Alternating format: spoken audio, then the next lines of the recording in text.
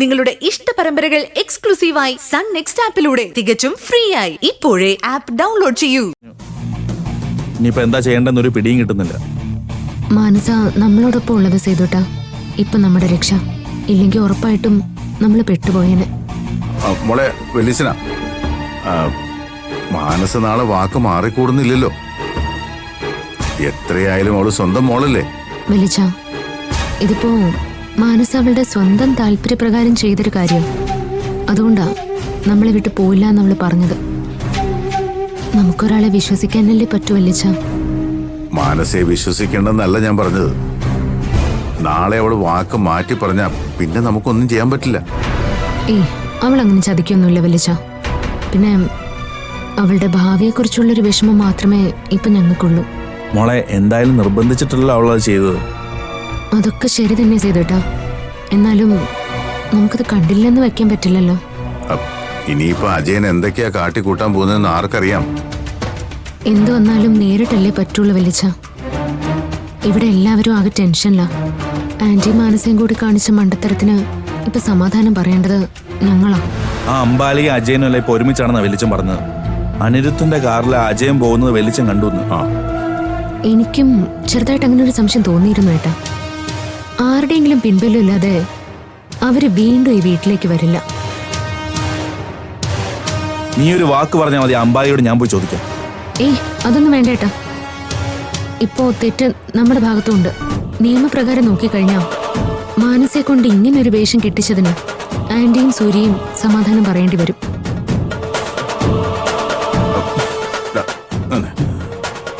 മോളെ എന്തായാലും ഞങ്ങൾ അങ്ങോട്ട് വരുന്നുണ്ട്. ബാക്കിയൊക്കെ നേരിട്ട് സംസാരിക്കാം. ശരി വെല്ലിച്ച.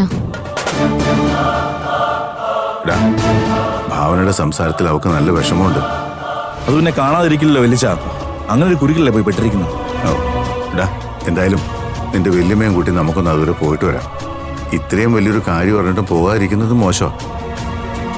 ശരി, തൽക്കാലം നീ വാ.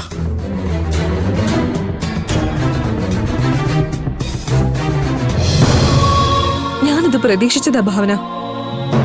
എന്തെങ്കിലും ഒരു കാരണം കിട്ടാൻ വേണ്ടി അച്ഛനും അമ്മയും കാത്തിരിക്കുമായിരുന്നു. നിന്റെ അച്ഛനും അമ്മയും കൂട്ടുപിടിച്ചിരിക്കുന്നത് ആരെയാണെന്നറിയോ? അമ്പാലിക ആന്റിയോ? അതാര് പറഞ്ഞു? ഞാനിപ്പോ സേതുവേട്ടനെ വിളിച്ചിരുന്നു. വല്ലിച്ചൻ അനിരുദ്ധനോടൊപ്പം നിന്റെ അച്ഛനെ കണ്ടു എന്ന് പറഞ്ഞു. ഭാവന, അങ്ങനെയാണെങ്കിൽ നമ്മൾ കുറച്ചുകൂടി ശ്രദ്ധിക്കണം. ഏത് നിമിഷം ഒരു പ്രശ്നം ഉണ്ടാക്കാൻ അച്ഛൻ ശ്രമിക്കും. നിയമപരമായിട്ടാണ് നിന്റെ അച്ഛൻ നീങ്ങുന്നതെങ്കിൽ ന്യായം അവരുടെ ഭാഗത്താണ് മാനസ. നിന്നെ കൊണ്ട് മനഃപൂർവ്വം ഞങ്ങൾ ഇങ്ങനെ ചെയ്യിച്ചു എന്നേ പറയൂ.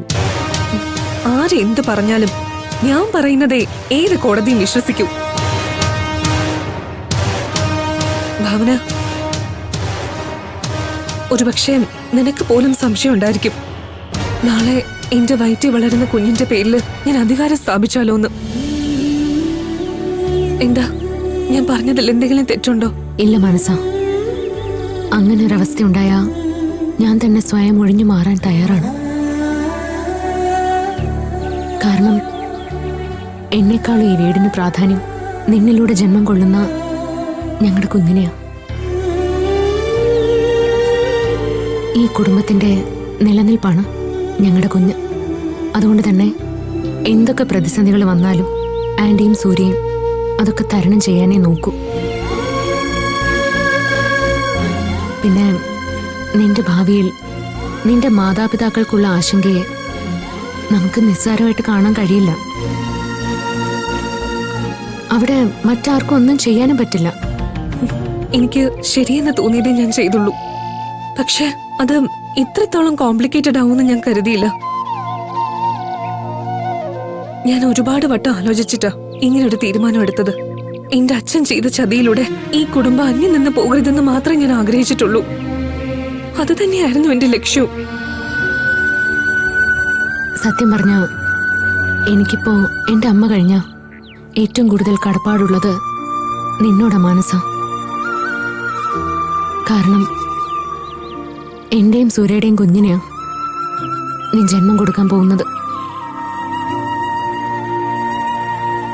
ശരിക്കും അമ്മ മകൾ ബന്ധമെന്ന് പറയുന്നത് തന്നെ വളരെ പവിത്രമായൊരു ബന്ധം.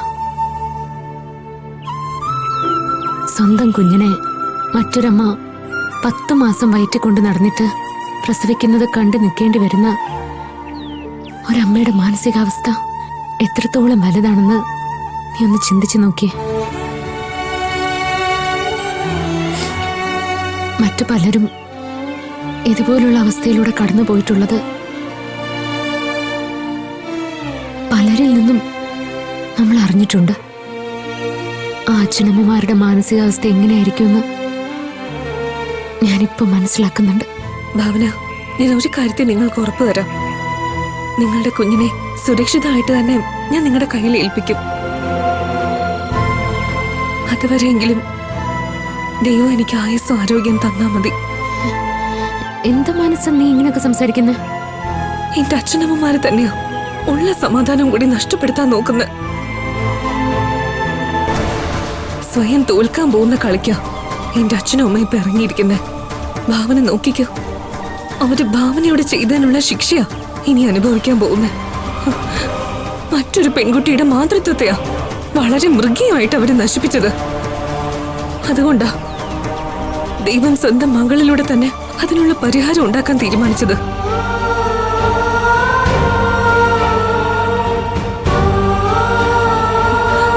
ഇതിലും വലിയൊരു ശിക്ഷ ഒരിക്കലും ഒരാളിൽ നിന്നും എന്റെ അച്ഛനമ്മമാർക്ക് കിട്ടില്ല ഭാവന. അതുകൊണ്ട് ഭാവന ധൈര്യമായിട്ടിരിക്കെ, എല്ലാത്തിനും ഞാൻ വഴി കണ്ടിട്ടുണ്ട്.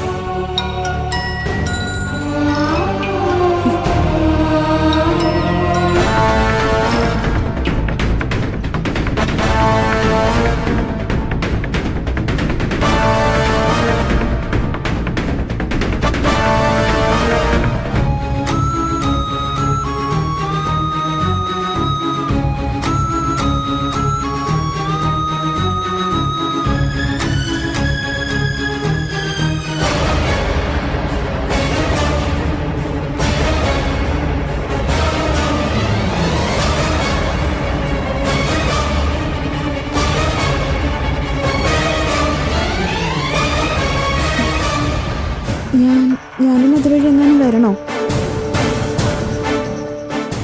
ശരി ചേച്ചി. നീ ആരോടെ എത്ര സീരിയസ് ആയിട്ട് സംസാരിക്കുന്നത്? ഭാവനേച്ചിയോടായിരുന്നു. എന്തുപറ്റി? എന്നെ വിളിക്കാതെ നിന്നെ വിളിച്ച്? ഞാൻ നേരത്തെ ഭാവനേച്ചി അങ്ങോട്ട് വിളിച്ചിരുന്നു, അപ്പൊ കിട്ടിയില്ല. അങ്ങനെ ഇങ്ങോട്ട് തിരികെ വിളിച്ചേ. എന്താ പ്രത്യേകിച്ച്? വല്ല വിശേഷമുണ്ടോ? ഉണ്ട് ഭരത്തേട്ടാ. മാനസയുടെ അച്ഛനും അമ്മയും കൂടി അവിടെ പോയി വഴക്കുണ്ടാക്കിയെന്ന്. ആ പ്രശ്നത്തിന്റെ ഇടയിലാ ഞാൻ വിളിച്ചപ്പോ ഭാവനേച്ചിക്ക് ഫോൺ എടുക്കാൻ പറ്റാത്തത്. അവരെന്തിനാ വീണ്ടും ആ വീട്ടിലേക്ക് കയറ്റിയത്? അത് പിന്നെ സ്വന്തം മകൾ അവിടെ ഉള്ളപ്പോ അവർ പോവാതിരിക്കുവോ? മാനസ ഗർഭിണിയാണെന്ന് അറിഞ്ഞുകൊണ്ടാ അവർ ചെന്നെന്നാ ഭാവനേച്ചി പറഞ്ഞേ. അപ്പൊ പിന്നെ ആകെ പ്രശ്നമായി കാണുമല്ലോ.